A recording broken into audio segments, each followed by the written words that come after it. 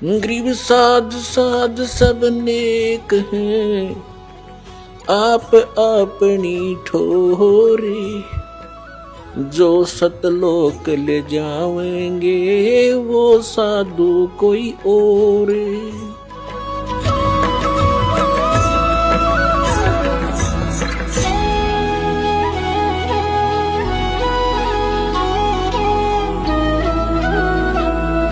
तो आपको विधि बताई जाती है कि कुपात्र को दिया हुआ दान व्यर्थ है, सुपात्र को दिया हुआ दान आपका फलता है। अब जैसे हम पहले साधना किया करते थे, पहले भी करते थे हम पूजाएं, क्योंकि भक्त आत्मा जो अच्छी आत्माएं हैं वो भक्ति बिना रह नहीं सकती, और उसके लिए काल ने बहुत लंबे चौड़े जाल फैला रखे हैं कि एक सत साधना ना करके परम संत के पास ना जाके नकली गुरुओं के पास ये कितने बैठे रहो, कहीं धक्के खाते रहो, भटकते रहो, अंत में इन्होंने पशु बनना ही बनना है, यहां से जा ही नहीं सकते। तो तब हम साधना करते थे तो हमारे पूर्व जन्म के संचित जो संस्कार थे, प्रारब्ध में जोड़े गए थे, उस प्रारब्ध वश पुनः से हमें लाभ हो रहा था।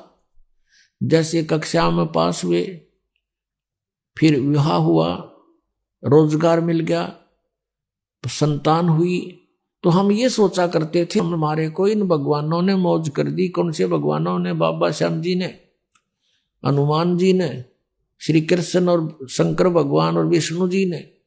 हम ये सोचा करते थे इन भगवानों की हम पूजा करें, इन ने ठाठ कर दिए या मौज मचा दी। अब पता चला कि ये भगवान तो ये कुछ भी ना कर सकते, ये तो जो आपका जिसा कर्म से वैसा ही दे सकते हैं। हम जाते थे बाबा श्याम जी पे, सालासर हनुमान जी की पूजा में, तो कोई सुख होता था तो 100 गुण गा करते, वहां और बैठे होते, आज मुझे ये लाभ हो गया, सालासर आनते मैंने ये फायदा हो गया, और वहां 10 और मिल जाते बताने वाले कि हमें भी ये लाभ हो गया, हमें भी ये लाभ हो गया। तो वहां उस पत्थर पर कति फेट होते चले गए, सही यहाँ कोई न कोई लाभ सबको हो रहा है, और वो हो रहा था पिछले पूर्व जन्म से। तो इस प्रकार हम भ्रमित कर रखे थे काल भगवान ने बिना ज्ञान के।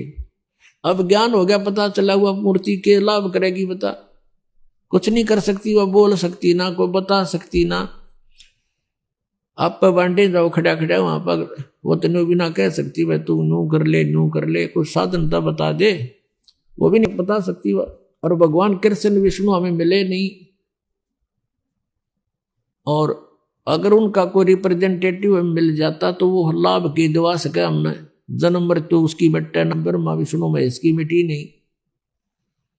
और कर्मदंड भगवान विष्णु और शंकर ने भी भोगना पड़ा, अपने किए कर्म का भोग। तो हमारे प्रारब्ध के कर्मों के यानी आने वाले आपदाओं को नाश नहीं कर सकते, बचाव नहीं कर सकते। तो अब तत्व ज्ञान की रोशनी से हमें पता चला। तो कुछ पाप ऐसे होते हैं, कुछ आपदाएं ऐसी होती हैं जो धर्म से भी टलती है। ये परमात्मा पूर्ण ब्रह्म कबीर भगवान जी हमारे साथ साथ रहते हैं। कबीर परमात्मा कहते हैं कि जो जन मेरी शरण है ताका हूं मैं दास, और गेल गेल ला गया फिरूं जब तक धरती आकाश।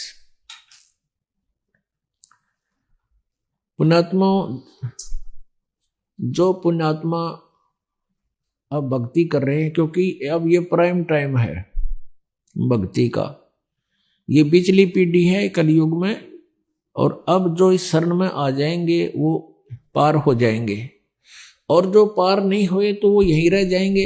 यहाँ रह जाएंगे तो अन्य जो साधना आप करती कराते थे उनसे तो यो असंख्य गुना बढ़िया साधना है। यदि आपने यहीं भी रहना है तो भी ये भक्ति आपको घना लाभ देगी।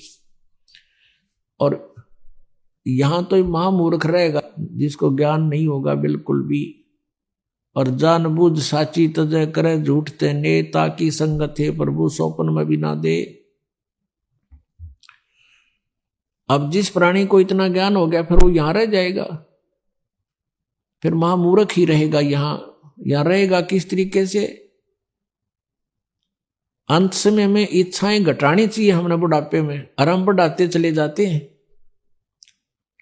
हमने चलने की तैयारी करनी चाहिए, किसी भी आस्था नहीं रखनी चाहिए पोता और पोती में, द्योते और द्योतिया में।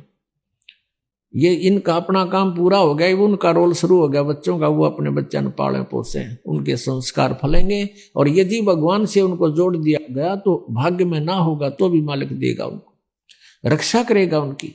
तो फिर हम ठेकेदार किस लिए बने? तो बुढ़ापे में हमारी दूनी दुर्गति करे युकाल, ना तो कोई हम करने योग्य रहते, इच्छाएं इतनी हो जाती हैं, न्यू हो जा भगवान, फलाने का न्यू हो जा, पोते का न्यू हो जा, पोती का वहां ब्याह हो जा। तो ये समस्याएं हमने घटानी पड़ेंगी अपनी, और ये ज्ञान से घटेंगी, वैसे कहने सुन से नहीं बनती बात। तो क्या बनती है बुढ़ापे में? आया बुढ़ापा बैरी, पड़े परिवार में ममता गहरी। आवे बुढ़ापा बैरी, पड़े परिवार में ममता गहरी। पोता ब्यालो या मन में रहरी, हेली करवा जो खड़ी, रहेली करवा जो खड़ी। जो के ठेका ठा लिया, और कोई पूछा नहीं बुढ़ा ने। बच्चे कोई काम करना शुरू करते हैं, बीच में जाकर खड़ा हो गया, नो नहीं भाई नो करो। वो करते होंगे, उन्हें डिस्टर्ब करेगा।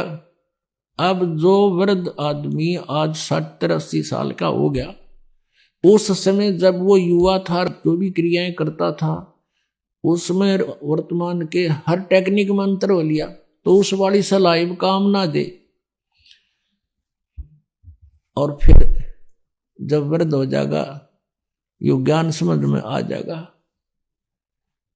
फिर तो परमात्मा कहते हैं, लोभी मन नाम सुमर ले रे, तू जीवित मर ले रे। फिर जीवित मर जाएगा। जितनी जैसी आपकी सोच समझ है, बच्चों को एक बार प्रार्थना करें, और वो कहें कि नहीं पिताजी ऐसा करेंगे, अच्छा बेटा ले देख लो, ऐसा कर लो, फिर अपनी माला लेकर मुंह फेर ले, बात नहीं करे दोबारा। क्योंकि वो बालक नहीं है और परमात्मा उनके साथ है। जहां जो भगवान साथ देगा, माँ बाप नहीं दे सकते। माँ बाप अपने बच्चों को खाना खिला के, अच्छी तरह नवा धोआ के, कपड़े सुथरे बढ़िया पहना के स्कूल भेज देते हैं, और रास्ते में दुर्घटना हो जाती है तो वहां माँ बाप का रोल नहीं है, वहां किसका रोल है? भगवान का। जब वहां रोल भगवान का है, इसी टिपिकल स्टेज पे, तो वहां क्या भगवान आंख मीच के बैठेगा आपके बच्चों के साथ? तो पुण्यात्माओं, आत्मज्ञान बिना नर भटके, तो बिना ज्ञान के हम भटक रहे हैं। जब ज्ञान होगा बहुत हल्के हो जाएगा बोझ। जैसे सीता जी का ब्याह कर दिया था राजा जनक ने, और विवाह होते ही कुछ दिन के बाद वनवास हो गया। वनवास के बाद फिर उसका अपहरण हो गया, रावण की कैद में रही 12 वर्ष। अब क्या राजा जनक इतना समर्थ नहीं था कि अपने दामाद और पुत्री को वहां अपने वन में बैठा लेता, जंगल में, उसमें राज्य में, और वनवास का वनवास, और वहां सारी सुविधा देता उसको, वहां भिजवा देता सारा सामान खान पीने का। लेकिन नहीं, वो विद्वान पुरुष थे, उनको पता था कि हमारा फर्ज इतना ही था, इनकी विवाह कर दिया और इनका इब भाग फलेगा। हमारा बीच में डिस्टर्बेंस कति काम नहीं करे, हम मूर्खता करेंगे इनके बीच में बढ़ के, और हम बीच में पहले बढ़े, बच्चे का ब्याह कर दिया। वैसे तो सारी बात बिगड़ रही है, क्यों ना तो जहां हम लड़की का ब्याह करते हैं उनमें जो है भगवान का भय रहा नहीं, और ऐसा ही सचिची अपनी है। लड़की का विवाह करते हैं, लड़की जाते ही तीसरे दिन फोन कर दिया कि मेरी सासू ने आज मेरे तय दूध ना दिया। तो लड़की की मां कह गिला मन ने दिए फोन, और देव तेरी सास ने 2 सुनाओगी गाल, मैं करूं उसने 4 गाल देगी अपनी समझन ने, फिर आजा आजा, और छूटा छाटी मुकदमे शुरू हो गए। बता कोई बात है? छोटी छोटी बातों पर हमने पतंगड़ बना के इतना कहर मचा लिया घरों में। बच्चे को समझाओ बेटा, अब घर ये नहीं रहा तेरा, तेरा घर वो हो गया है। और अपने प्यार से रह, अपने माता पिता की तरह व्यवहार कर, अपने घर में जगह बना, प्यार से रह। तो हम पहले बच्चे नौका के में होता, मैंने बताइए तने कोई कुछ कह देता है तो बालक तो फिर बालक का हुआ, थोड़ा सा कंधे जब फोन कर दे होगी अशांति शुरू।